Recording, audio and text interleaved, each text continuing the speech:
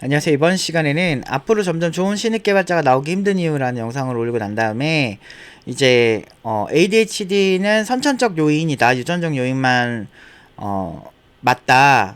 그 외의 요인은 맞지 않다라고 주장하시는 분들이 좀 있으셔서 이제 관련 영상을 한번 그 근거들을 좀 올려보도록 하겠습니다. 말씀드리도록 하겠습니다. 일단은 기본적으로 제가 하는 주장은 딱 이겁니다. 안 찾아보고 ADHD가 무조건 선천적이라고 생각하시는 분들이 있는 듯하여 조금만 찾아봐도 많이 나옵니다. 신경전달 물질이 ADHD에 미치는 영향은 결론은 쇼폼 이제 틱톡이나 이런 그 쇼츠 같은 그런 컨텐츠죠. 그런 걸 보다 보면 팝콘 브레인 현상이라는 게 발생을 해요. 팝콘 브레인 현상이 뭐냐면 미국 워싱턴 대학교 정보대학원 데이빗 레비 교수가 만들어낸 용어로 2011년 CNN을 통해 처음 소개됐다. 팝콘이 열을 나면 만나듯 톡톡 터지듯 강렬한 자극에 뇌가 반응하고 일상생활에 무감각해지는 현상을 팝콘 브레인이라고 한다.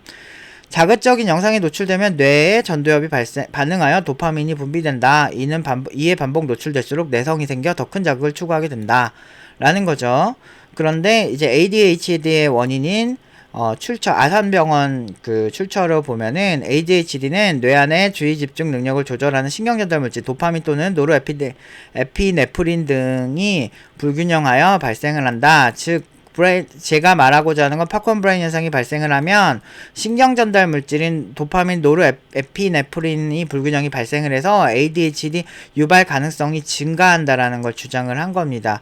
근데 제가 이렇게 얘기를 했는데 어떤 DDD님께서 유전적 요인으로 인한 대뇌피질 중 전 전두엽 발달 지연이 일어나고 그 결과로 신경전달 물질 불균형이 일어나는 것입니다. 자꾸 선천적인 질환으로만 이 얘기를 하시는 거예요. 그래서 제가 관련해서 여러 가지 이제 자료들을 준비를 해봤습니다. 그래서 이걸 참고로 하셔서 ADHD가 있는 그런 학생들이나 이제 개발자 지망생들은 이게 후천적으로도 발생할 수 있구나라는 거를 잘 아시면 좋겠습니다. 저는 과학이나 연구 결과랑 기싸움하는 거를 별로 안 좋아하거든요. 그래서 보시면은 일단 한경에서 나온 기사에서도 성인 ADHD 후천적으로 발생할 수 있어 라고 하면서 이런 기사가 있고요. 이거 관련 링크는 해당 컨텐츠를 보시면 다 하나씩 달아놨으니까 여러분들도 한번 보시면 좋을 것 같아요. 보시면은 좀 팝콘 브레인 영향의 ADHD 환자도 급증, 국내 치료제 시장은 잠잠 출처. 여기 서울 파이낸스에서 나온 기사고요. 20대 ADHD 환자 비율이 점점 늘어나고 있죠. 팝콘 브레인 영향의 ADHD 환자도 급증, 국내 치료제 시장은 잠잠. 이런 자료도 있고, 제가 해외 자료를 한번 얘기를 한번 해보도록 할게요. 성인 관련 ADHD에 가장 잘 연구되지 않은 환경적 요인 중에는 기술 남용이 있다. 미국 의학협회 저널에 발표된 연구에 따르면 소셜미디어, 게임, 문자, 메시지, 영화, 음악, TV 스트리밍 등 디지털 미디어를 자주 사용하면 ADHD 증상이 나타날 위험이 10% 가까이 증가한다. 라는 이런 기사도 있습니다. 링크 다 있으니까 다 직접 다 보세요. 이거를 제가 지어낸 게 아니고 여기도 보시면은 쇼폼에서 폭력, 선정적 소재 등 자극적인 콘텐츠 영상을 쉽게 찾아볼 수 있다. 짧은 시간 안에 주목도와 조회수를 높이기 위함이다. 하지만 자극적인 콘텐츠는 노출되는 시간이 길어질수록 우울증, 불안, ADHD 등 정신건강에 악화될 위험이 존재한다. 가톨릭대 의정부 성모병원 소아청소년과 김영근 교수는 1시간 이상 디지털 미디어에 노출될 수록 ADHD 발병 위험이 10% 증가하는 연구 보고도 있다. 라고 얘기를 하고 있죠. 틱톡 쇼츠 등이 출시된 지 얼마 되지 않아 이를 중점으로 한 명확한 연구 결과는 아직 나오지 않았지만 디지털 미디어가 우울, 불안 등 정신건강에 해칠 수 있다는 기존 연구가 있는 만큼 더 자극적이고 짧은 영상으로 구성된 쇼폼은 그에 대한 위험성이 더 클 것이라고 예상한다. 저도 이제 같은 의견인 거죠. 전문가분과.